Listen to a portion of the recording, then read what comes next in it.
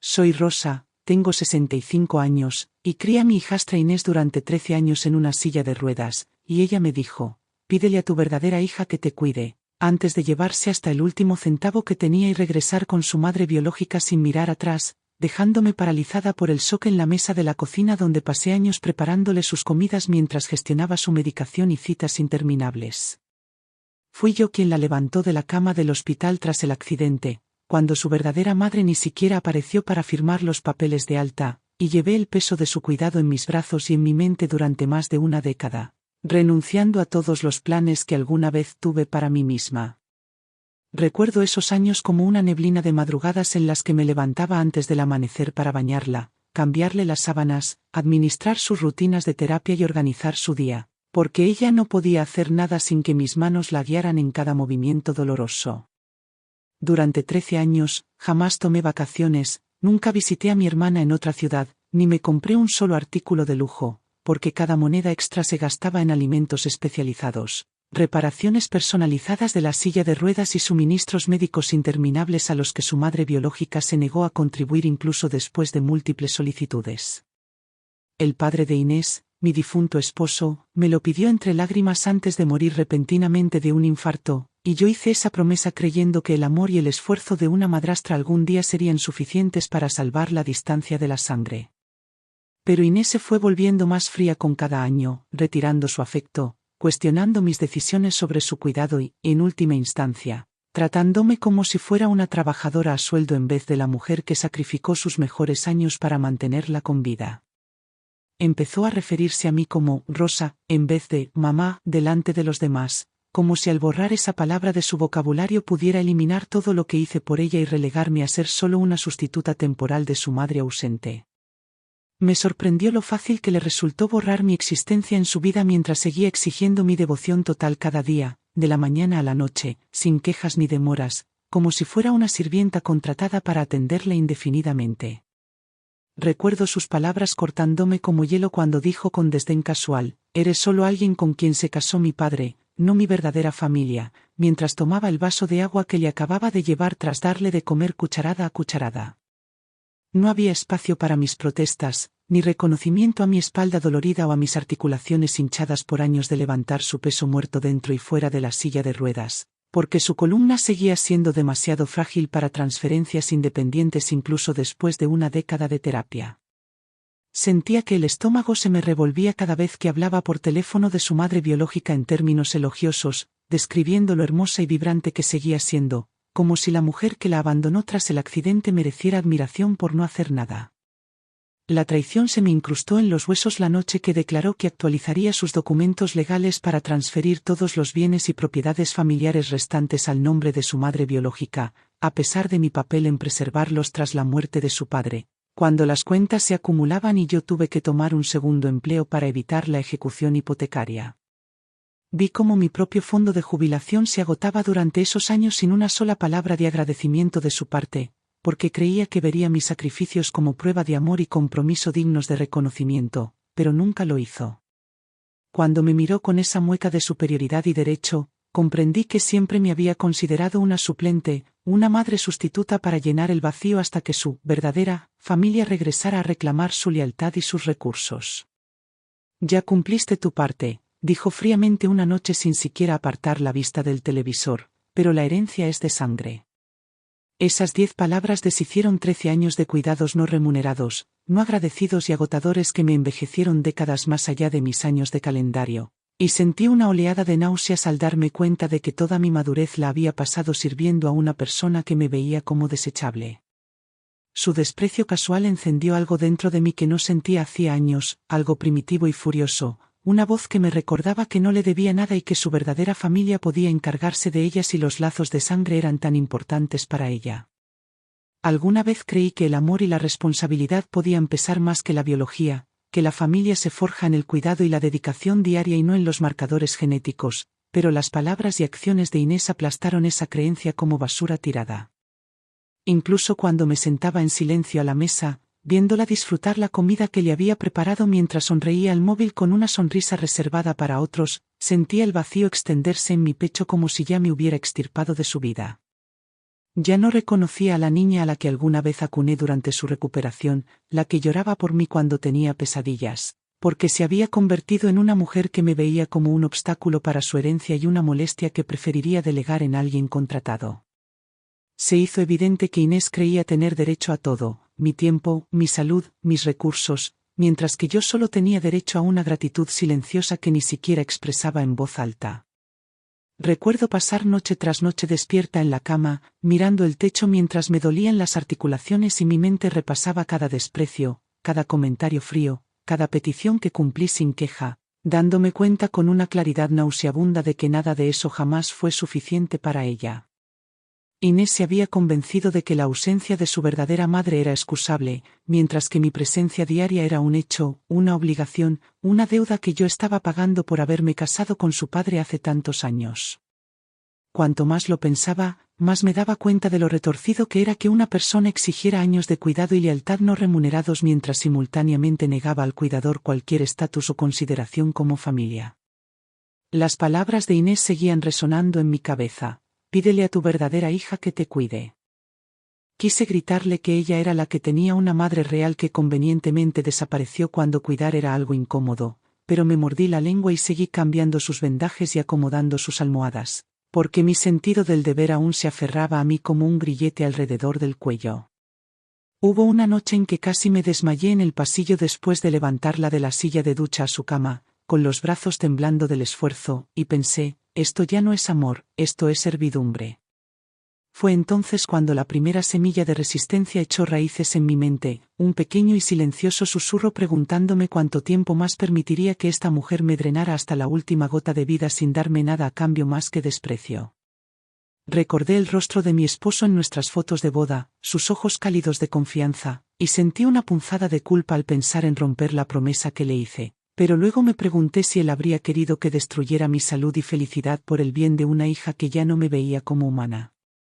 La ingratitud de Inés había hecho metástasis en crueldad, y supe que solo empeoraría si seguía permitiendo su comportamiento sin trazar un límite o reclamar lo poco que quedaba de mi autonomía. En ese momento, decidí que 13 años de servicio eran suficientes para cualquiera, madrastra o no, y empecé a planear el día en que finalmente me liberaría. Cada mañana durante 13 años, arrastré mi cuerpo dolorido fuera de la cama a las 5 en punto sin falta porque Inés no podía funcionar sin mí, a pesar de que tenía una madre biológica que nunca movió un dedo ni siquiera llamó para preguntar si su hija necesitaba aunque fuera una manta durante esos años interminables. La cargaba de su cama al baño y de regreso mientras ignoraba el dolor agudo que me atravesaba las rodillas porque su peso muerto se sentía más pesado cada año que pasaba, a medida que mi fuerza se desvanecía con la edad y el exceso de trabajo. Aprendí a preparar su comida exactamente como la exigía, cortando todo en trozos pequeños y suaves porque decía que le dolía la mandíbula, aunque sus informes médicos nunca respaldaron su interminable lista de dolores e incomodidades imaginadas. Dejé de reunirme con viejos amigos para tomar café o asistir a reuniones en la iglesia porque Inés requería atención constante, y no podía arriesgarme a dejarla sola por si llamaba a los vecinos y me avergonzaba acusándome de negligente por hacer cualquier cosa que no estuviera relacionada con su comodidad.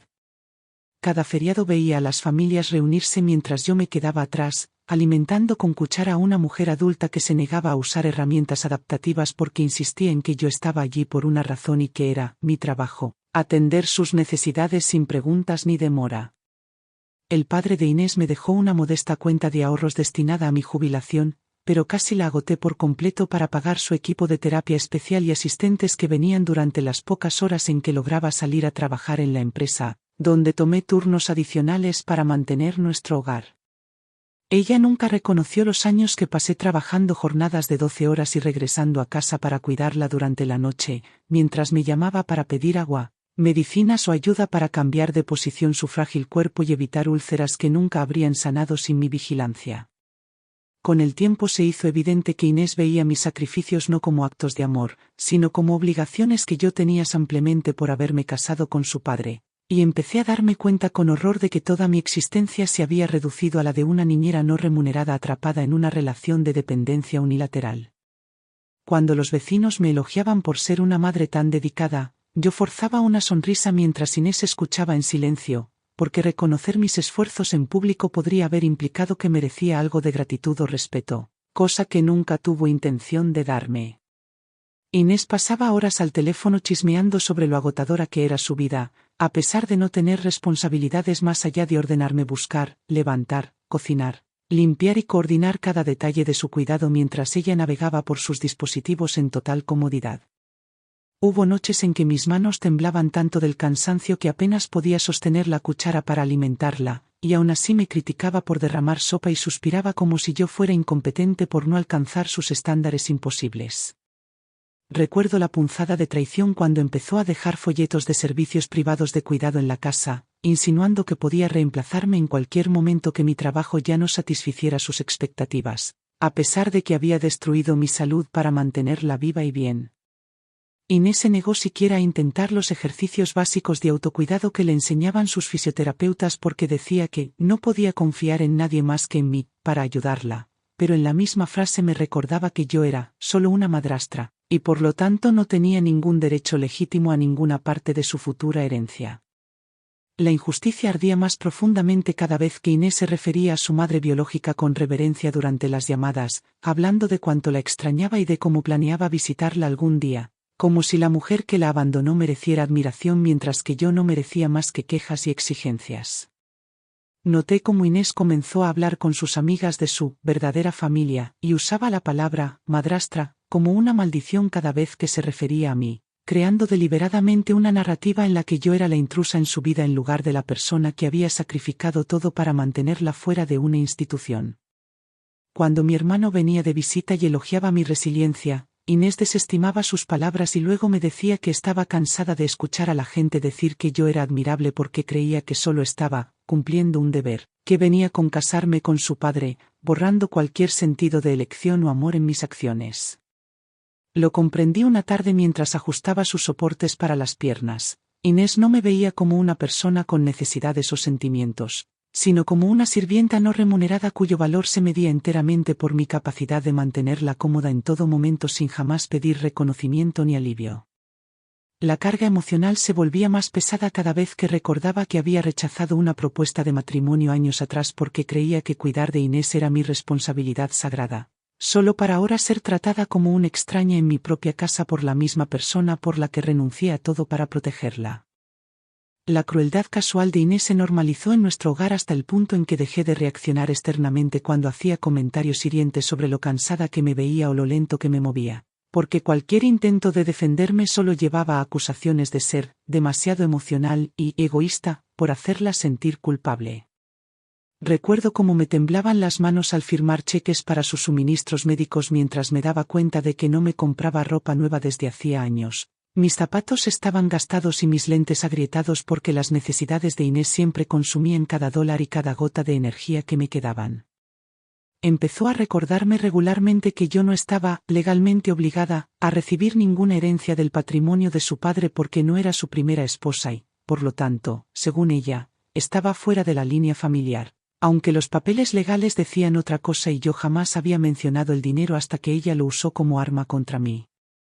La amargura se asentó en mi pecho como una piedra la noche en que pronunció esas palabras finales que rompieron el frágil hilo de lealtad que quedaba. Ya has hecho suficiente, Rosa, pero mi verdadera madre merece todo.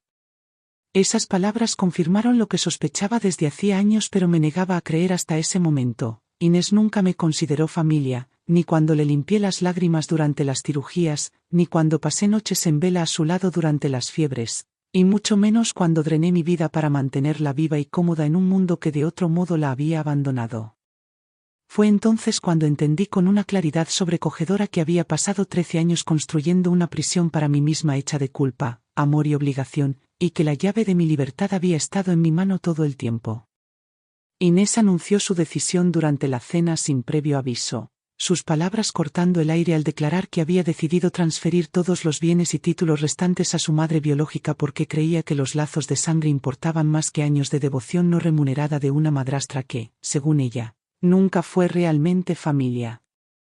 Me quedé inmóvil con el tenedor en la mano mientras explicaba que se sentía obligada a honrar a su verdadera madre asegurándose de que la herencia familiar regresara a su línea legítima. Mientras yo luchaba por comprender cómo una mujer que la abandonó tras el accidente merecía siquiera una moneda de un hogar que yo había mantenido unido con mi propia sangre y sudor.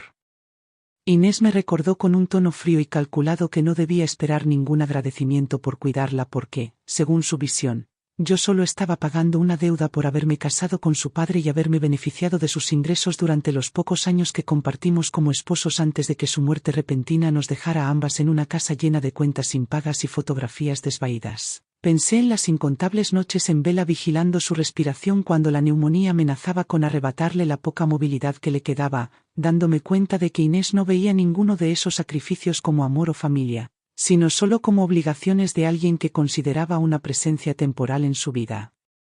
Dejó claro que mi nombre no aparecería en ningún documento legal actualizado porque, según sus palabras, solo la familia de sangre tenía derecho a heredar la casa donde yo había pasado cada día trabajando como su cuidadora, limpiadora, enfermera y cocinera sin paga ni agradecimiento durante más de una década. La voz de Inés no mostraba vacilación ni remordimiento cuando me dijo que estaba agradecida con su verdadera madre por darle la vida y que se sentía obligada a honrar ese vínculo, aunque nunca preguntó cómo me sentía yo al ser borrada del mismo lugar que había sacrificado todo por preservar. Recordé cómo la última petición de su padre había sido que protegiera a su hija como si fuera mía, y comprendí con creciente desesperación que Inés no veía esos años como prueba de lealtad o amor, sino como el pago de un privilegio imaginario que jamás experimenté en esta casa llena de exigencias y soledad. Hablaba de su madre biológica como si la mujer hubiera sido una víctima silenciosa durante su accidente, sin reconocer jamás la verdad de que esa misma madre se negó a visitarla en el hospital, incluso cuando los médicos la llamaron y le rogaron que diera su consentimiento para procedimientos críticos que yo tuve que autorizar en su ausencia. Inés había olvidado, o quizás nunca le importó, que el abandono de su madre biológica me obligó a años de trabajo no remunerado, aislamiento emocional y tensión financiera que destruyeron mi salud y agotaron hasta el último centavo que alguna vez esperé ahorrar para mi propia jubilación. Sentí la rabia hervir en mi pecho mientras Inés describía casualmente sus planes de vender la casa y repartir las ganancias con su madre biológica después de mi inevitable muerte, como si mi único valor en su mente fuera el de una sirvienta que vivía allí ocupando espacio hasta que yo desapareciera. Quedó claro que Inés creía que mis décadas de cuidados no me daban derecho a nada más que desprecio y desdén porque, en su opinión, la sangre lo era todo y el esfuerzo no contaba para nada a la hora de definir quién pertenecía al futuro de su familia. Traté de recordar a la niña que una vez sostuve mientras lloraba de dolor durante esos primeros meses de rehabilitación, pero ahora solo veía a una mujer fría y calculadora que creía que yo no tenía derecho a gratitud porque no compartía su ADN. Inés me mostró un modelo de testamento que había impreso de Internet, señalando dónde planeaba excluirme mientras resaltaba las cláusulas destinadas a asegurar que su madre biológica recibiera la propiedad total de todo lo que yo había mantenido intacto a través de años de trabajo no remunerado y sacrificio personal. Miré el papel con las manos temblorosas, dándome cuenta de que ese solo documento llevaba el peso de 13 años de rechazo, traición y borrado que Inés había preparado con meticuloso desapego mientras yo la bañaba, la alimentaba y levantaba su cuerpo roto sin quejarme. Cada palabra que pronunciaba se sentía como un cuchillo que se hundía más profundo, y entendí que mi papel en su vida nunca fue pensado para ser permanente en su mente porque siempre planeó desecharme cuando mi utilidad expirara. Inés insistió en que mi trabajo había sido admirable pero innecesario porque creía que su verdadera madre habría regresado eventualmente para cuidarla si las circunstancias lo hubieran permitido, ignorando la realidad de que su madre biológica nunca ofreció ayuda ni siquiera llamó durante años de dificultades implacables. La injusticia de sus palabras se asentó en mi pecho como un peso mientras recordaba haber vendido mi anillo de bodas para pagar sus sesiones de fisioterapia y usar mis últimos ahorros para comprarle cojines especiales que prevenían las úlceras que ahora ella atribuía a mis cuidados inadecuados. Inés explicó que su decisión era definitiva porque necesitaba asegurar su futuro y garantizar la continuidad de su linaje, como si yo fuera una extraña ocupando una casa que nunca me perteneció realmente a pesar de mis años de servicio y sacrificio. Entonces entendí que Inés me veía como un obstáculo para su felicidad y no como la razón por la que seguía viva, capaz de deslizar el dedo por el teléfono y planear un futuro con una madre que la había abandonado en su peor momento. La traición ardió más profundamente cuando me informó que ya había hablado de su decisión con su madre biológica, quien al parecer estuvo de acuerdo en que era justo que la línea de sangre familiar recuperara lo que personas ajenas como yo no tenían derecho a poseer. Recordé cuántas veces defendí a la madre biológica de Inés delante de los vecinos, insistiendo en que tendría sus razones para mantenerse alejada, Solo para ahora enterarme de que la mujer a la que tantas veces disculpé nunca expresó culpa alguna por dejarme sola para gestionar cada emergencia médica y crisis financiera. Inés me dijo que debía estar agradecida por el techo sobre mi cabeza y los años que compartimos porque, según ella, yo había ganado mucho más del matrimonio de su padre que lo que ella jamás obtuvo de mis cuidados, como si el amor y la lealtad fueran mercancías que se pudieran medir en documentos legales y cuentas bancarias. Sus palabras resonaron en mi mente mucho después de que la conversación terminó. Ya has hecho suficiente, Rosa. El resto le pertenece a mi verdadera familia. Me quedé en silencio, atónita, mientras ella se alejaba en su silla de ruedas, ajena a la devastación que había dejado a su paso porque creía que solo había expuesto hechos, no dictado una sentencia de exilio emocional a la mujer que sacrificó sus mejores años para mantenerla viva. Esa noche, mientras yacía en la cama mirando el techo con los músculos aún doloridos de haberla transferido a la cama, sentí que algo dentro de mí se rompía tan limpiamente que casi fue un alivio darme cuenta de que ya no le debía nada a Inés. 13 años de devoción no me habían valido más que traición, y supe en ese momento que nunca volvería a levantarla porque su verdadera madre por fin podía hacerse responsable de la hija que abandonó. Inés comenzó a hablar con nuestros vecinos con precisión calculada, asegurándose de que cada palabra que pronunciaba me pintara como una presencia indeseada en su vida mientras glorificaba a su madre biológica como la legítima destinataria de todo respeto y herencia futura, porque en su mente la sangre justificaba el abandono y el cuidado no significaba nada. Hablaba en tonos casuales sobre lo desafortunado que era que yo hubiera dedicado tantos años a su cuidado ya que, según ella, eso solo reforzaba mi ilusión de que tenía algún derecho legítimo a pertenecer a la familia o a la seguridad financiera, una ilusión que ella pensaba destruir por completo. Inés les dijo que yo había insistido en cuidarla después de su accidente porque la veía como una forma de asegurarme una vivienda y apoyo financiero, ignorando la realidad de que había sacrificado mi propia carrera y amistades para mantenerla con vida y fuera de una institución a la que su madre biológica nunca siquiera visitó. Dio a entender que me aferraba a ella por beneficio personal cuando, en verdad, había agotado mis ahorros, vendido mis joyas y renunciado a todos mis sueños personales para que ella pudiera tener una vida que incluyera terapia diaria, equipo personalizado y atención médica que su familia biológica nunca le ofreció. Las palabras de Inés se difundieron rápidamente entre los vecinos que antes admiraban mi dedicación pero que ahora empezaron a tratarme con una cortesía recelosa, como si no estuvieran seguros de si yo era la cuidadora abnegada que solían elogiar o una oportunista manipuladora que explotaba a una mujer discapacitada para su propia comodidad. Cada vez que regresaba de hacer las compras, sentía el peso de sus miradas y escuchaba las preguntas susurradas sobre por qué la verdadera madre de Inés había estado excluida de su vida tanto tiempo, como si yo tuviera la culpa de haberla alejado por celos o por un comportamiento controlador. Inés le decía a cualquiera que quisiera escuchar que yo no era una verdadera madre, sino una madrastra excesivamente celosa que se negaba a soltar el control porque temía perder el acceso a la casa y a los bienes restantes de su padre, aunque nunca intenté reclamar ni un solo objeto como propio.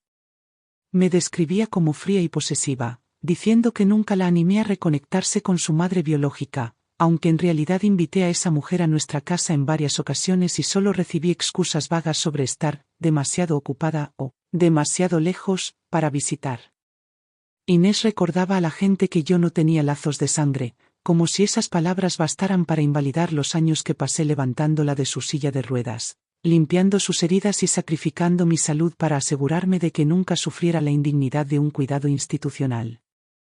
Los vecinos empezaron a hacer preguntas cautelosas sobre mis planes para el futuro, insinuando sutilmente que era inapropiado que yo esperara alguna parte de la herencia familiar tras la muerte de Inés, ya que, en su opinión, solo los parientes de sangre debían heredar lo que pertenecía a la línea de su padre.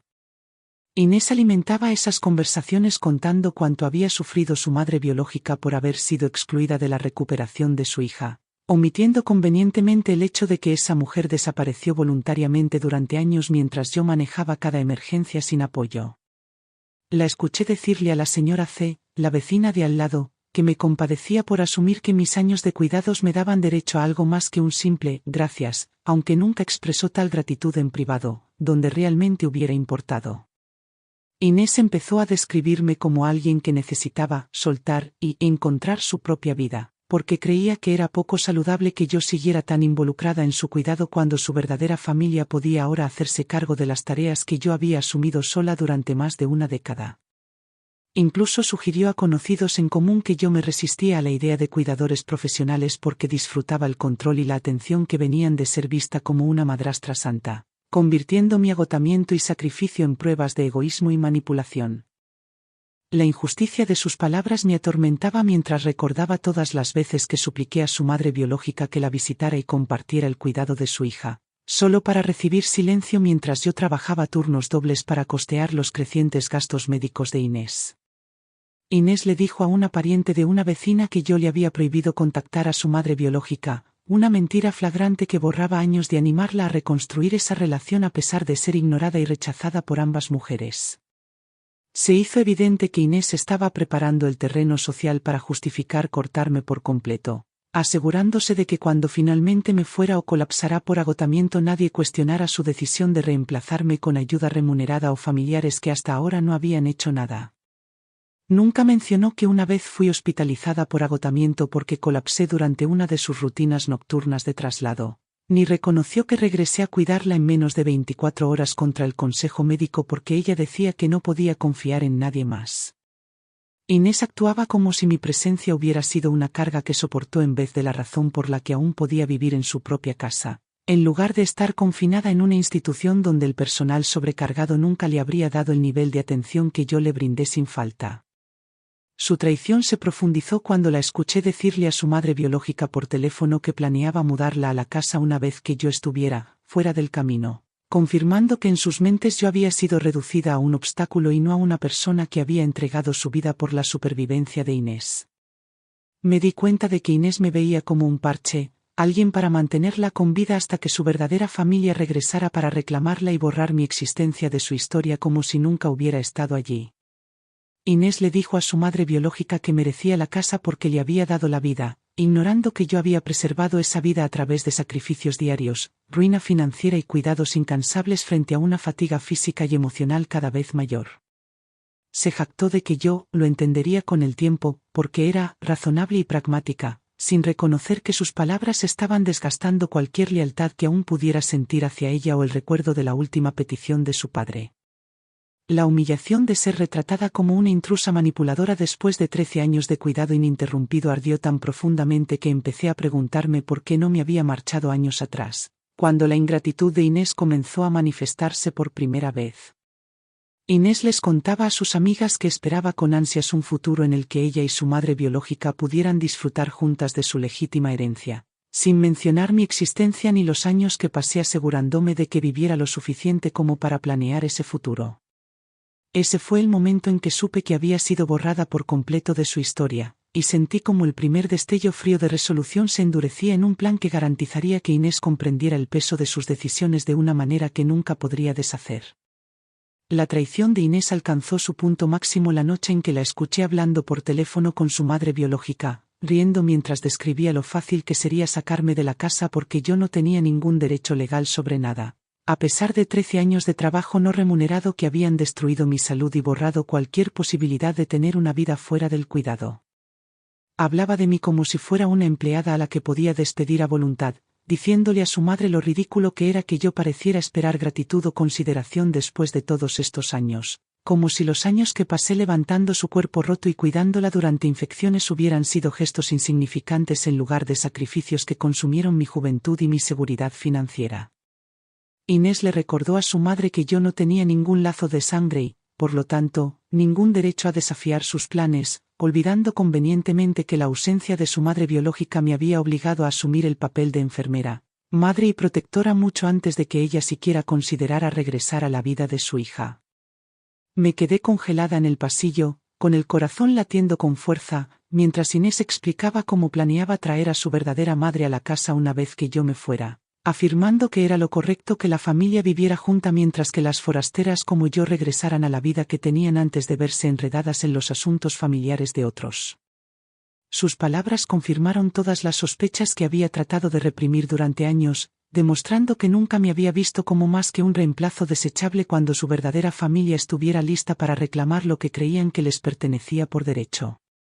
Inés se rió mientras le decía a su madre que probablemente yo creía tener derecho a una parte de la herencia, burlándose de la idea de que el cuidado no remunerado creaba alguna obligación moral o legal de reconocer mi contribución a la preservación del hogar y el legado familiar.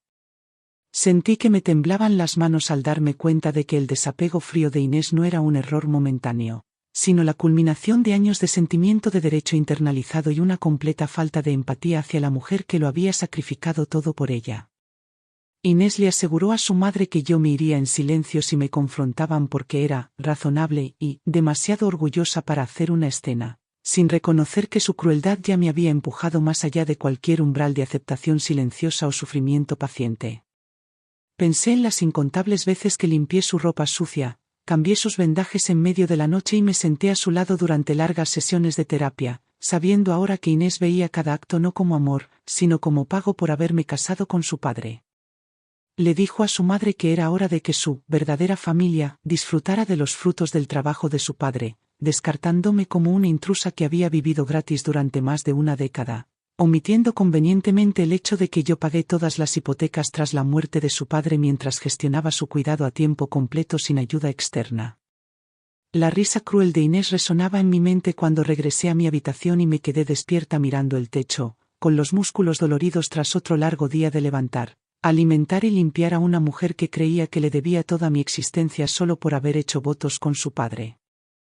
Sentí cómo se rompían los últimos hilos de obligación mientras repetía sus palabras en mi mente, dándome cuenta de que había estado alimentando su desprecio al quedarme callada y continuar con su cuidado a pesar de su creciente ingratitud y sus abiertos planes de desecharme como una herramienta usada. Inés se había convencido de que los lazos de sangre absolvían a su verdadera madre de 13 años de ausencia, mientras me condenaba a mí por cada agravio imaginado, creando una narrativa en la que yo era una villana que robaba a una familia que solo había tomado de mí. Recordé cómo alguna vez esperé que Inés viera mis sacrificios como prueba de amor y dedicación, pero su risa dejó claro que los veía como deudas pagadas y no como regalos ofrecidos libremente, y entendí que quedarme solo prolongaría mi humillación. La traición de Inés se convirtió en el catalizador final de una decisión que se venía gestando silenciosamente en mi mente durante semanas, a medida que sus comentarios se volvían más audaces y sus desprecios más agudos, transformando mi ira latente en una resolución fría y deliberada de recuperar mi vida antes de que pudiera arrebatarme hasta el último gramo de dignidad. Comencé a planear mi salida en secreto, revisando documentos legales por las noches para confirmar que no tenía ninguna obligación de seguir cuidando de Inés, ya que su familia biológica era ahora la responsable legal de su cuidado tras haber declarado su intención de transferirles todos los bienes. Contacté a un sobrino lejano que una vez me ofreció un cuarto en su casa después de enterarse de mis dificultades, y le expliqué brevemente que tal vez necesitaría un lugar donde quedarme, aunque omití los detalles de la traición de Inés porque incluso pronunciar esas palabras era como reabrir una herida que aún luchaba por cerrar. Cada mañana continuaba con mi rutina como si nada hubiera cambiado, levantaba a Inés, preparaba sus comidas y ajustaba los controles de su silla de ruedas con el mismo cuidado y precisión, aunque por dentro sentía la calma creciente de una mujer que finalmente había decidido dejar de ser utilizada. Inés permanecía ajena al cambio en mi actitud, demasiado absorta en sus planes con su madre para notar la determinación silenciosa en mis ojos mientras trazaba con meticuloso cuidado el cronograma de mi partida. Empecé a vender pequeños objetos personales por Internet para generar fondos de emergencia, sabiendo que no podía irme sin asegurarme de tener suficiente dinero para vivir de forma independiente mientras Inés y su madre lidiaban con el caos que heredarían en mi ausencia. Cada noche regresaba a mi habitación exhausta pero resuelta, tachando tareas de mi creciente lista de preparativos, recordándome que cada paso me acercaba más a la libertad de un hogar que había convertido mi amor y cuidado en armas contra mí. Dejé de hacerle conversación a Inés durante las comidas, respondiendo a sus preguntas rutinarias con respuestas cortas y neutrales que ocultaban la tormenta que se gestaba en mi interior, sabiendo que ella interpretaría mi silencio como obediencia y no como la calma antes de que su mundo entero cambiara. Me di cuenta, con dolorosa claridad, de que la obsesión de Inés por los lazos de sangre significaba que nunca me vería como otra cosa que una sirvienta cumpliendo los deseos de su difunto padre. Y comprendí que solo marchándome la obligaría a enfrentar las consecuencias de años de indiferencia y explotación. Aquella noche, mientras doblaba la última carga de ropa que jamás lavaría para Inés, Me susurré a mí misma que 13 años de cuidados eran más que suficiente pago por cualquier deuda imaginaria, y finalmente sentí que el peso aplastante de la obligación empezaba a levantarse de mis hombros. Comencé mi contraataque a la mañana siguiente, retirando en silencio mis joyas, reliquias y pequeños ahorros de los escondites donde los había guardado, porque sabía que Inés notaría cualquier alteración en su narrativa cuidadosamente construida si me atrevía a actuar abiertamente. Inés seguía sin darse cuenta, mientras pasaba el dedo por su teléfono riendo con su madre biológica sobre redecorar la casa cuando yo ya no estuviera, sin preguntar nunca cómo me sentía al ser reducida a un pensamiento fugaz en el hogar por el que había sacrificado todo para su comodidad y supervivencia. Vendí primero mi anillo de bodas porque era un recordatorio de promesas que había cumplido mucho después de que se convirtieran en cargas unilaterales. Y no sentí tristeza al ver al empleado de la casa de empeño contar billetes por un símbolo de amor que Inés ya había profanado con su indiferencia y traición. Liquidé todos los bienes a los que pude acceder en secreto porque entendí, con sorprendente claridad, que debía marcharme sin previo aviso, o de lo contrario Inés usaría su creciente sentido de derecho para atraparme en esta casa indefinidamente bajo el disfraz del deber familiar. El padre de Inés nunca imaginó que su hija se convertiría en una mujer que usaría amenazas legales y chantaje emocional contra la única persona que la separaba de una vida en una institución, pero yo ya no podía fingir que su memoria me obligaba a sufrir en silencio mientras Inés se preparaba para borrarme de su vida por completo. Contacté de nuevo a mi sobrino y confirmé que llegaría en cuestión de semanas porque me negaba a permitir que Inés o su madre biológica me acorralaran para que siguiera brindando cuidados que ambas habían decidido que ya no merecían siquiera un mínimo de reconocimiento o gratitud. Cada día seguía sirviendo las comidas de Inés y ajustando su equipo de terapia con la misma precisión mecánica, aunque por dentro mi corazón se endurecía más cada vez que sus palabras volvían a mi mente, recordándome que ella creía que los lazos de sangre justificaban el abandono, mientras la devoción no remunerada solo merecía el olvido. Inés empezó a volverse más exigente, insistiendo en que le preparara sus comidas favoritas y aumentara sus sesiones de masaje porque alegaba que su madre biológica merecía regresar a una hija bien cuidada, una vez que yo cumpliera con mi deber, sin reconocer nunca que la ausencia de su madre durante 13 años me había costado mi juventud, salud y ahorros. Me acusó de volverme lenta y descuidada mientras la trasladaba con mis articulaciones doloridas y mis brazos temblorosos, ignorando el hecho de que había pasado más de una década sacrificando mi cuerpo para evitarle escaras, infecciones o indignidades que su madre biológica jamás habría soportado en su nombre. Inés amenazó con llamar a su abogada cuando le sugerí contratar cuidadoras a tiempo parcial porque creyó que mi propuesta era prueba de que me había cansado de cumplir con mi responsabilidad, sin reconocer la ironía de una mujer que valoraba los lazos de sangre exigiendo lealtad absoluta a una madrastra a la que se negaba a llamar familia. Me di cuenta de que la crueldad de Inés iba en aumento porque percibía mi creciente desapego, pero lo interpretaba como debilidad, asumiendo que me derrumbaría bajo el peso de su desprecio y seguiría atendiéndola hasta el día en que colapsará definitivamente de agotamiento. Pasaba las noches empacando mis pocas pertenencias en silencio, doblando cada prenda con la certeza de que nunca volvería a esta casa donde mi amor y sacrificios habían sido retorcidos hasta convertirse en pruebas de servidumbre y no en actos de humanidad.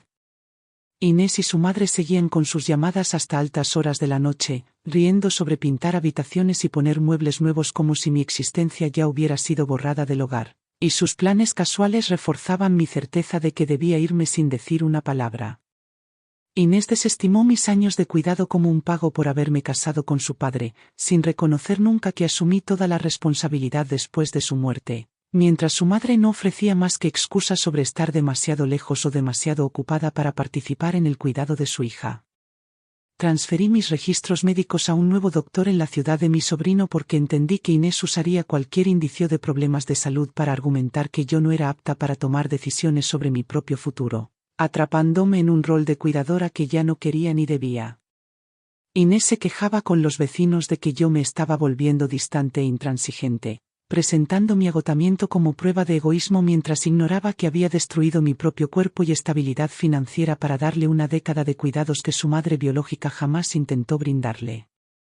Empecé a donar objetos del hogar que había comprado con mi propio dinero porque me negaba a dejar ningún rastro de mí para que Inés se burlara cuando celebrara mi partida como la eliminación final de una extraña del legado de su padre.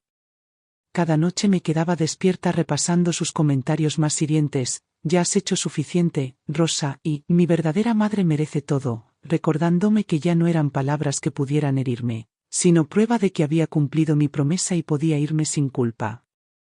Inés se impacientó con lo que percibía como mi frialdad emocional, quejándose ante su madre de que yo ya no era una compañía agradable, sin darse cuenta de que ya había dejado de pensar en ella como mi hija la noche en que planeó borrar mi existencia en favor de una madre que la había abandonado tras el accidente. Me repetía a mí misma que 13 años de cuidado no remunerado, aislamiento y ruina financiera eran más que suficiente pago por cualquier deuda imaginaria con la memoria de su padre, y juré no dejar jamás que Inés ni su madre biológica explotaran un solo día más de mi vida. Organicé un servicio de mudanza para recoger mis pertenencias la mañana en que planeaba irme, instruyéndoles que llegaran discretamente porque sabía que Inés probablemente intentaría bloquear mi partida si percibía que perdía el control. Inés seguía ajena a mis planes, demasiado absorta en sus fantasías de un futuro donde su madre biológica jugaba el papel de salvadora mientras yo desaparecía en silencio, como si mis años de sacrificio pudieran ser borrados de la existencia con unos simples trazos de pluma. La injusticia de su crueldad casual ya no me sorprendía porque había aceptado la verdad de que la obsesión de Inés por los lazos de sangre la había cegado ante la humanidad de cualquiera fuera de su árbol genealógico, transformándola en una mujer incapaz de gratitud o empatía hacia quienes le salvaron la vida. Esa noche, mientras terminaba de empacar la última caja de objetos personales, no sentí tristeza ni vacilación, solo una calma profunda y constante mientras me preparaba para alejarme de una casa que había consumido mis mejores años y no me había dado nada a cambio excepto dolor y traición. Los verdaderos colores de Inés salieron a la luz en el momento en que percibió mi silencioso retiro del papel que había llegado a considerar como mi obligación interminable, y comenzó a arremeter con acusaciones de que la estaba abandonando en sus años más vulnerables después de todo lo que ella me había permitido hacer bajo su techo. Le dijo a su madre biológica por teléfono que yo estaba saboteando deliberadamente su cuidado al negarme a atender sus crecientes demandas de asistencia a las 24 horas. Ignorando convenientemente el hecho de que ya le había dado 13 años de trabajo físico y emocional sin una sola queja ni un día de descanso. Inés me acusó de negligencia cuando empecé a limitar mi participación en sus rutinas nocturnas, amenazando con denunciarme a los servicios sociales por abuso por omisión, como si las décadas de autosacrificio que había vertido en su cuidado hubieran desaparecido en el momento en que marqué el más mínimo límite. Me llamó desagradecida por todas las oportunidades que creía que el matrimonio de su padre me había brindado, tergiversando mis años de cuidado no remunerado y mis aportes económicos como prueba de una deuda que, según ella, nunca podría saldar porque no era pariente de sangre. Inés les dijo a los vecinos que me había vuelto resentida y amargada porque me sentía con derecho a su herencia, pintándome como una extraña codiciosa que se preocupaba más por el dinero que por el bienestar de la mujer discapacitada a la que había mantenido con vida yo sola mientras su familia biológica estuvo ausente más de una década. Incluso sugirió que mi menor participación en su cuidado era una forma de venganza porque me había dado cuenta de que nunca recibiría parte de su patrimonio, retratándome como vengativa y mezquina para justificar su creciente hostilidad y desprecio. Inés comenzó a grabar nuestras interacciones sin mi conocimiento, esperando capturar momentos en los que mi agotamiento provocara respuestas cortantes para presentarme como verbalmente abusiva e incapaz de permanecer en su casa, a pesar de mis años de silencio ante su fría indiferencia e insultos calculados. Amenazó con hacer que las autoridades me expulsaran por la fuerza si no mantenía el estándar de cuidado que creía que le debía como madrastra, un título que solo invocaba cuando exigía servidumbre y convenientemente descartaba cada vez que la herencia o el reconocimiento legal entraban en la conversación. Inés afirmó temer por su seguridad ahora que yo me estaba retirando emocionalmente, como si mi desapego silencioso fuera un acto de violencia y no un escudo necesario contra la erosión emocional causada por años de trabajo ingrato y traición. Ella instruyó a su abogada para que redactara documentos preliminares que describieran mis responsabilidades como cuidadora conviviente, una táctica destinada a asustarme para que permaneciera en la casa y continuara con su cuidado bajo el pretexto de la legalidad, a pesar de saber perfectamente que no tenía ninguna obligación legal de quedarme. Inés llamaba a su madre biológica todos los días para planear cómo reemplazarme por una cuidadora profesional, aunque admitía que le preocupaba que nadie más tolerara sus exigencias con la paciencia que yo había mostrado, traicionando así su conciencia de que su comportamiento alejaría incluso a profesionales remunerados. Se burlaba de mí durante esas llamadas por pensar que podía, simplemente irme de su vida, recordándole a su madre que yo era demasiado mayor, demasiado pobre y demasiado dependiente de la casa para sobrevivir sin aferrarme a su caridad, sin darse cuenta de que ya había asegurado mi plan de salida semanas antes. La crueldad de Inés aumentó hasta el punto de que me negaba la comida hasta que accedía a sus peticiones de masajes adicionales y sesiones de reposicionamiento, tratando mi cuidado como una obligación transaccional más que como el último vestigio de compasión que aún le ofrecía por costumbre y no por amor. Me acusó de robarle cuando empecé a empacar mis pocas pertenencias en cajas selladas, aunque cada objeto que tocaba había sido comprado con mi propio y menguante ingreso durante años en los que prioricé sus necesidades sobre mis comodidades básicas. Inés afirmaba que su madre biológica merecía el crédito por mi labor de cuidado porque ella le había dado la vida, en primer lugar, borrando la realidad de que la ausencia de su madre me obligó a soportar dolor físico y aislamiento emocional al servicio de una niña que ahora me veía como desechable. Hablaba con creciente veneno sobre cómo las madrastras como yo siempre traspasan límites y asumen que son familia, ignorando que nunca pedí nada más allá del respeto mínimo y el reconocimiento de los años que perdí asegurando su supervivencia. Inés me advirtió repetidamente que me cortaría todo acceso a la herencia de su padre si seguía resistiéndome a sus demandas, sin darse cuenta de que ya no deseaba ni un solo centavo ni ningún bien de una familia que me había tratado como sirvienta y no como pareja. Comenzó a dejar notas por la casa dándome instrucciones sobre cómo realizar las tareas correctamente, rebajándome al nivel de una asistente recién contratada a pesar de saber que yo había desarrollado cada sistema de cuidados que le permitió permanecer en su hogar en vez de ser institucionalizada años atrás.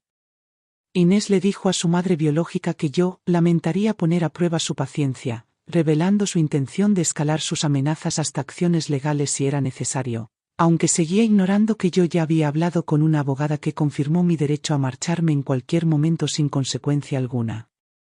Hablaba con conocidos en común sobre lo difícil que era vivir con una mujer que resistía su autoridad legítima sobre la casa y su cuidado, tergiversando la historia tan eficazmente que incluso vecinos comprensivos empezaron a aconsejarme que fuera más comprensiva con el estrés y las necesidades de Inés. Inés describía mi partida planeada como abandono durante sus llamadas, alegando que temía quedarse sola aunque pasaba horas riendo con su madre sobre redecorar habitaciones y tirar objetos que yo había dejado para borrar todo rastro de mi existencia. Fue entonces cuando entendí que Inés no me veía como una persona sino como una extensión de las promesas incumplidas de su padre, alguien que, según ella, debía trabajar hasta la tumba para pagar una deuda que ella misma había inventado para justificar su explotación de mi lealtad y amor. Su hostilidad creciente solo solidificó mi decisión de irme porque comprendí que cualquier demora adicional destruiría los restos de mi salud física y estabilidad mental, dejándome tan rota y dependiente como Inés lo había estado antes de que yo interviniera. Aquella noche, mientras revisaba mi lista de tareas finales, no sentí miedo ni culpa, solo una determinación firme de alejarme de una mujer que había convertido mis sacrificios en armas contra mí y se había asegurado de que nunca volviera a confundir la obligación con el amor. Confronté a Inés con la misma calma y precisión que ella había usado para desmontar mi valía, diciéndole en voz firme que si los lazos de sangre definían su herencia, entonces también definirían sus obligaciones de cuidado a partir de ese momento porque yo ya no reconocía ningún deber moral ni legal de seguir sirviendo a una mujer que ya me había borrado de su familia en todos los sentidos significativos.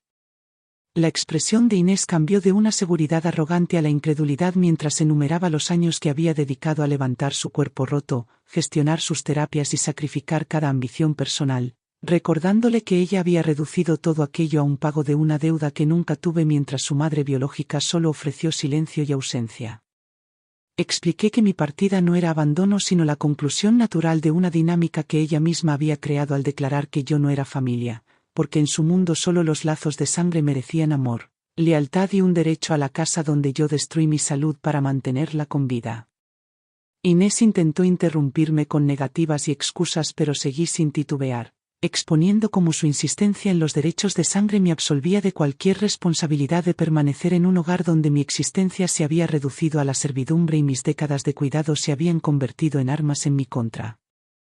Le recordé cada ocasión en la que había menospreciado mis esfuerzos, se había burlado de mi agotamiento y había declarado que su verdadera madre merecía más gratitud a pesar de su completa ausencia durante crisis médicas, Dificultades financieras y las incontables noches en vela en las que luché por preservar la frágil salud de Inés. Inés me acusó de ser despiadada por planear irme, pero le señalé que ella había sido despiadada primero, cuando conspiró para sacarme de la casa y le dijo a su madre que yo solo era una madrastra aferrada a una propiedad que nunca fue verdaderamente mía. Le dije a Inés que ahora podía confiar en la familia de sangre que había priorizado sobre la mujer que había entregado su vida para mantenerla con vida. Y le recordé que los hijastros no deben nada a sus madrastras una vez que los lazos de elección y amor son cortados por la traición. Inés amenazó con llamar a su abogada, pero le respondí que yo ya había consultado a uno que me confirmó que no tenía ninguna obligación legal de brindar cuidados no remunerados a una mujer que públicamente declaraba que yo no era familia y en privado se burlaba de mis sacrificios considerándolos excesivos e innecesarios. Le recordé que había cargado sola con el peso de su cuidado durante 13 años, mientras ella y su madre discutían renovaciones futuras en una casa que yo mantenía con largas horas de trabajo y noches sin dormir a su lado manejando infecciones y emergencias. Inés exigió que reconsiderara por la memoria de su difunto padre, pero le dije que ese recuerdo ya había sido profanado por una hija que creía que los años de devoción de su madrastra no merecían ni respeto ni reconocimiento por la falta de lazos de sangre. Informé a Inés que había firmado el contrato de alquiler de un pequeño apartamento en otra ciudad y que había contratado a una empresa de mudanzas profesional para recoger mis pertenencias porque me negaba a darle la satisfacción de verme luchar bajo el peso de mi decisión ante los vecinos a quienes ella había envenenado contra mí. Inés me llamó desagradecida por dejarla en su momento más vulnerable, pero le recordé que ella me había etiquetado como una extraña tantas veces que incluso los vecinos ya no me veían como parte de su familia ni digna de empatía por los sacrificios que hice.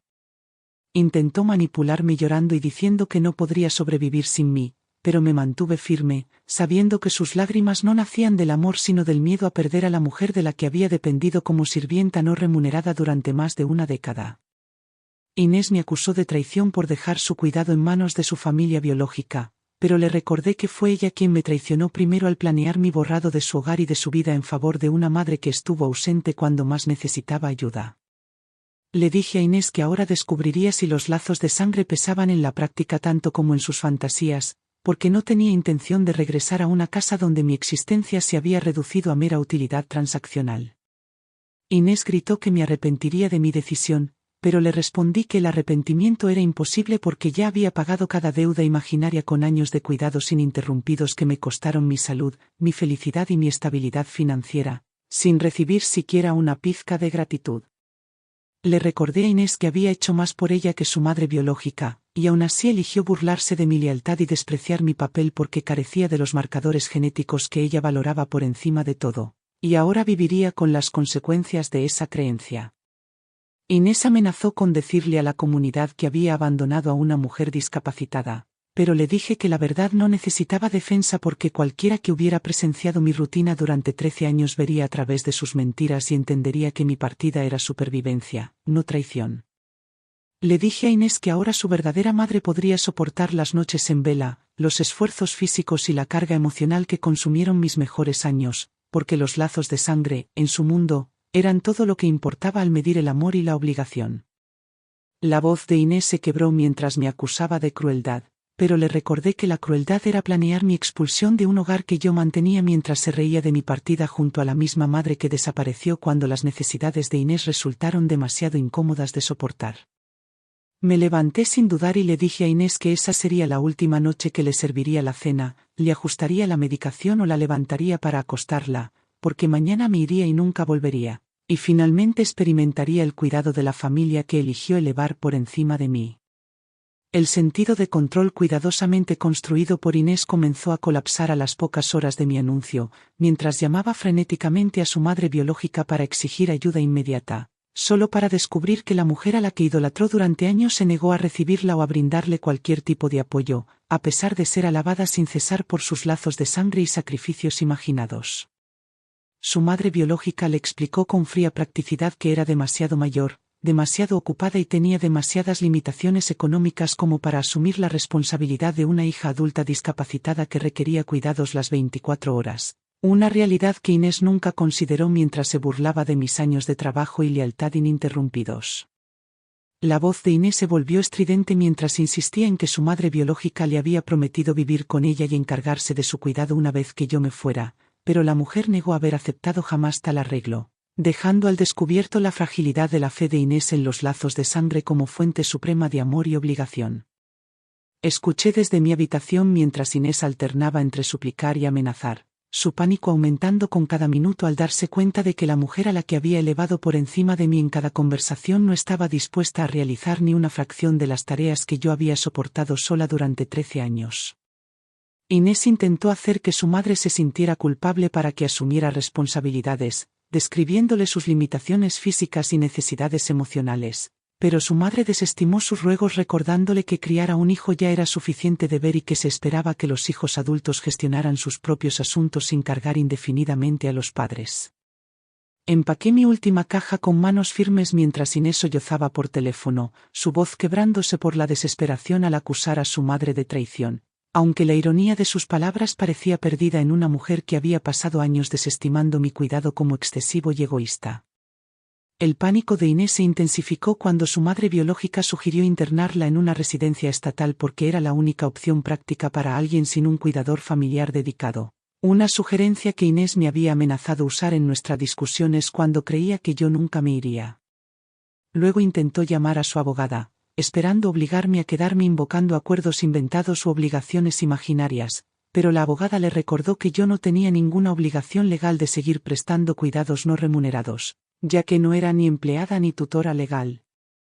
Inés gritó que la estaba abandonando para que muriera sola y exigió que reconsiderara, pero ignoré sus protestas porque entendía que sus palabras no nacían del amor o el arrepentimiento, sino del miedo a perder a la sirvienta de la que dependía para sobrevivir cada día. Se puso en contacto con conocidos en común, suplicándoles que intervinieran en su nombre y me convencieran de quedarme, pero sus respuestas fueron tibias porque habían visto cómo lo sacrificaba todo por Inés y ahora reconocían sus manipulaciones por lo que eran. Inés me acusó de crueldad por dejarla indefensa, pero le recordé con calma y precisión que ella misma me había declarado una extraña y, por lo tanto, había renunciado a cualquier derecho de esperar lealtad o cuidado continuo de una mujer a la que había considerado irrelevante para su futuro. Finalicé mis arreglos con la empresa de mudanzas y confirmé que la habitación de mi sobrino estaba lista, negándome a ceder ante los intentos histéricos de Inés de avergonzarme para que obedeciera, porque ya había soportado años de abuso verbal y emocional bajo el disfraz del deber familiar. Inés envió mensajes de texto alternando promesas de gratitud futura y amenazas de humillación pública si me iba, pero los borré sin responder porque me negué a permitir que sus palabras atravesaran la coraza emocional que había construido en preparación para este momento. Llamó de nuevo a su madre biológica en un último intento de conseguir ayuda, pero la voz de la mujer se mantuvo firme al negarse, recordándole a Inés que las madrastras siempre son figuras temporales y que había sido ingenua al creer que alguien fuera de los lazos de sangre permanecería leal indefinidamente. Los gritos de Inés resonaron por la casa al darse cuenta de que nadie vendría a rescatarla, y no sentí satisfacción por su sufrimiento, solo una profunda y serena certeza de que había hecho bien en retirarme antes de que su sentido de derecho destruyera lo poco que quedaba de mi salud y autonomía. Me acusó una última vez de traicionar la memoria de su padre al irme, pero le recordé con voz firme que él me había pedido cuidar de su hija, no destruir mi propia vida en el proceso, y que ya había cumplido esa promesa más allá de lo que cualquier persona razonable podría esperar. Inés amenazó con demandarme por daños emocionales, pero su abogada se negó a tomar el caso tras revisar años de pruebas de mis cuidados constantes y aportes económicos, aconsejándole que buscara servicios profesionales o pidiera ayuda a su familia. Comenzó a dejar mensajes de voz llenos de disculpas entre lágrimas y afirmaciones de un nuevo aprecio por mis esfuerzos, pero reconocí sus palabras como otra táctica para recuperar el control, porque la verdadera gratitud no llega solo cuando la supervivencia está amenazada. El último intento de manipulación de Inés fue llamar a una vecina y pedirle que intercediera por ella, pero la vecina se negó tras admitir que había visto a Inés desestimarme públicamente como familia demasiadas veces como para creer que su cambio de actitud fuera sincero. Terminé de empacar mis pertenencias sin vacilación, sabiendo que la repentina vulnerabilidad de Inés no era prueba de amor, sino el colapso de una ilusión cuidadosamente mantenida en la que creía que yo permanecería atada a ella indefinidamente por culpa y obligación. Cuando llegó la furgoneta de la mudanza, Inés gritó desde su silla que no podía dejarla así, pero simplemente agradecí a los mudanceros por su puntualidad y les indiqué que cargaran mis cajas porque me negué a involucrarme con una mujer que había pasado años borrando mi existencia en favor de parientes consanguíneos que ahora no estaban por ninguna parte. Recordé a Inés una última vez que los lazos de sangre habían sido su mantra durante años, y que ahora por fin aprendería si esos lazos podían sostenerla cuando la madrastra que había degradado y descartado ya no estuviera presente para absorber el peso interminable de sus necesidades. Inés observaba incrédula desde su silla de ruedas mientras los mudanceros sacaban la última de mis cajas, su voz quebrándose mientras me exigía que me detuviera y reconsiderara porque aseguraba que nunca había querido decir las crueles palabras que pronunció sobre los lazos de sangre, pero me negué a detenerme o responder porque la había escuchado reír demasiadas veces mientras planeaba mi salida junto a una madre que ahora se negaba a recibirla. Comenzó a sollozar ruidosamente y a gritar que la estaba dejando para morir sola, ignorando la realidad de que alguna vez dijo que yo no era más que una cuidadora temporal cuyo lugar sería ocupado por su familia biológica cuando llegara el momento. Y ahora ese momento había llegado sin que nadie estuviera dispuesto a cargar con el peso que ella creía que me correspondía por defecto. Las llamadas de Inés a su madre quedaron sin respuesta mientras buzón tras buzón grababa sus súplicas desesperadas de ayuda. Y comprendí con lúcida tristeza que la mujer a la que idolatraba no tenía ningún interés en asumir la responsabilidad que Inés me había reprochado durante todos estos años, años en los que yo la llevé sin queja ni expectativa de recompensa. Gritó que llamaría a los vecinos para avergonzarme públicamente, pero sabía que sus amenazas eran vacías porque los mismos vecinos la habían escuchado decir que yo no era su verdadera familia y que no debía esperar nada tras años de cuidados no remunerados que me dejaron financieramente y emocionalmente agotada. La última táctica de Inés fue prometer que reescribiría su testamento y me incluiría como heredera si me quedaba, pero reí en silencio porque sus palabras carecían de significado después de 13 años de menosprecio, y ya había decidido que ninguna herencia podría jamás compensar las décadas de vida que me robó con sus demandas y su sentido de derecho. Me acusó de traición y declaró que su padre se avergonzaría de mi decisión, pero le recordé con calma que su padre me había pedido que la cuidara hasta que estuviera estable. No que sacrificara todo mi futuro por una hija que me veía como una sirvienta desechable y no como una madre merecedora de respeto. Inés amenazó con denunciarme por abandono ante las autoridades, pero ya había confirmado con asesoría legal que no tenía ninguna obligación como madrastra de quedarme en su casa ni de seguir brindando cuidados, ya que ella había decidido priorizar los lazos de sangre sobre la mujer que la mantuvo con vida durante más de una década. Sus vecinos no le ofrecieron simpatía cuando los llamó en pánico porque me habían visto adelgazar y debilitarme cada año mientras las exigencias de Inés aumentaban, y ahora entendían por qué había decidido recuperar los pedazos de una vida que casi perdí al servicio de una mujer que se negaba a reconocer mi humanidad.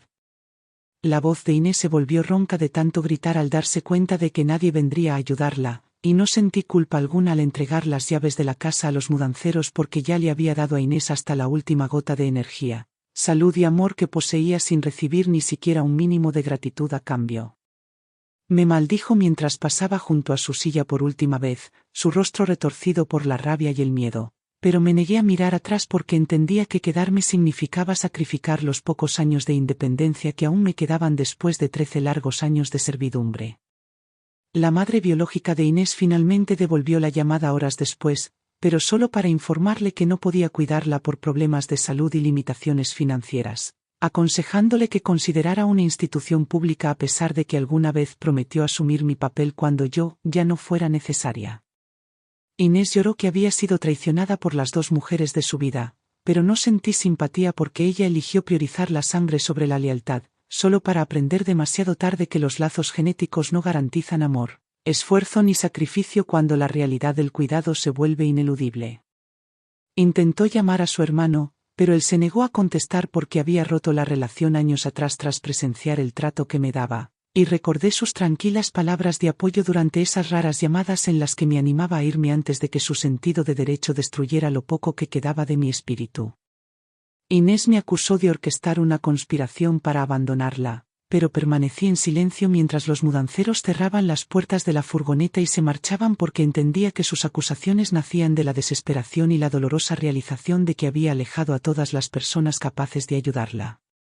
Su abogada rechazó su solicitud de emprender acciones legales contra mí, citando la ausencia de cualquier acuerdo escrito que me obligara a quedarme, y le aconsejó a Inés contratar cuidadores profesionales o ingresar a una residencia asistida, ya que había declarado públicamente que yo no era familia y, por lo tanto, no podía ser obligada a quedarme.